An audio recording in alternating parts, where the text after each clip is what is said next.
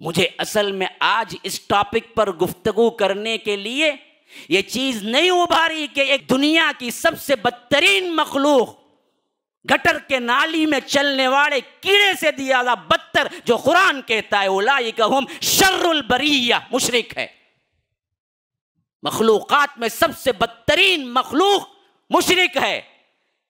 یہ مشرکہ زبان کھولی ہے اللہ کے رسول صلی اللہ علیہ وسلم کی شان میں۔ اس واسطے میں گفتگو نہیں کر رہا ہوں، گفتگو اس واسطے کر رہا ہوں کہ اس نے جب زبان کھولی اور اعتراض کیا کہ 6 سالہ لڑکی کے ساتھ، 6 سالہ بچی کے ساتھ تمہارے محمد نے صلی اللہ علیہ وسلم نے نکاح کیا، تو جنس پرستی یا یوں سمجھیے کہ جنسی لگاؤ زیادہ تھا۔ اس بات سے بہت سے مسلمانوں کو خود شک مبتلا ہوتا ہے، شک میں پڑتے ہیں، سمجھتے ہیں ہاں جی کیوں کیا؟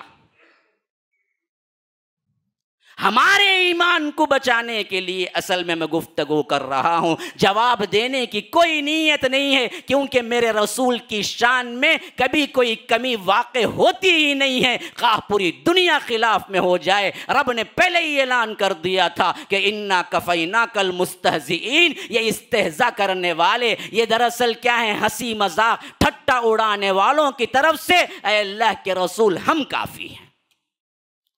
جس کے لیے رب کافی ہے، ہم کیا مدافعات کر سکتے ہیں؟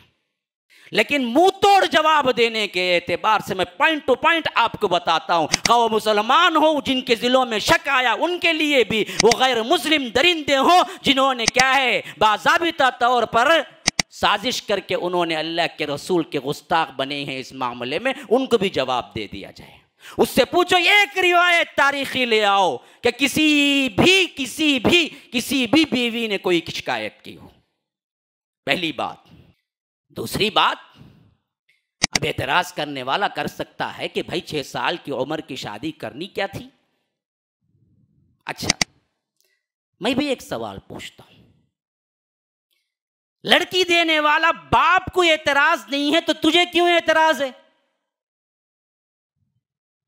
اعتراض تو سب سے پہلے کس کو ہونا چاہیے تھا نا جی؟ باپ کو ہونا چاہیے تھا۔ صدیق اکبر کہتے ہیں اللہ کے رسول یہ چھوٹی سی بچی 6 سالہ بچی میں کیا کروں؟ زبردستی سے نکاح نہیں ہوا تھا۔ اب میں پوچھتا ہوں، پوری عرب دنیا میں پوری 1 صدی اٹھا لو، 2 صدی اٹھا لو، مشرکین مکہ سمیت، حضرت عائشہ کی 6 سالہ شادی پر کسی نے اعتراض کیا؟ جو بعد میں آنے والے یہ بدبخت ترین لوگ پیدا ہوئے، یہ سفید چمڑی کے اندر درندہ دل رکھنے والے لوگ جو ہیں وہ پیدا ہوئے تو اعتراض کیا۔ مجھے بتاؤ عرب دنیا کے اندر جب اللہ کے رسول مکی زندگی میں شادی کی، وہ بھی مدنی زندگی میں نہیں، مدنی زندگی میں رخصتی ہوئی، 10 نبوت میں شادی ہوئی، مکی زندگی میں ابو جہل، ابو لہب، عتبہ، شیبہ، ربیعہ، جتنے دشمنان اسلام ہیں اللہ کے رسول کی ایک ایک حرکت کو مذاق بنا رہے ہیں۔ اما عائشہ کی شادی ہوئی اور لوگوں کو معلوم ہوا ابو جہل نے کیوں نہیں کہا، ابو لہب نے کیوں نہیں کہا، عتبہ نے کیوں نہیں کہا، شیبہ نے کیوں نہیں کہا، کیوں دشمنان اسلام نے پروپیگنڈا نہیں کیا اور کہا یہ کہ یہ 6 سالہ لڑکی سے کیسے شادی کر لیا، یہ تو ہوس پرست ہے، یہ تو فلاں ہے، کیوں نہیں کہا؟ ایک بتاؤ مجھے، ایک روایت بتاؤ کوئی دشمنان اسلام نے اللہ کے رسول کی اس شادی پر کلام کیا ہو؟ کیوں؟ یہ اصل میں عرب میں رواج تھا، اس رواج کو اسلام نے باقی رکھا، اب بھی کر سکتے ہیں۔ یہ بات اصل میں ایسے نہیں ہوئی کہ اللہ کے رسول صلی اللہ علیہ وسلم کو جنسی ضرورت تھی، یہ بات وحی الہی پر ہوئی، یاد رکھو۔ وجہ کیا تھی؟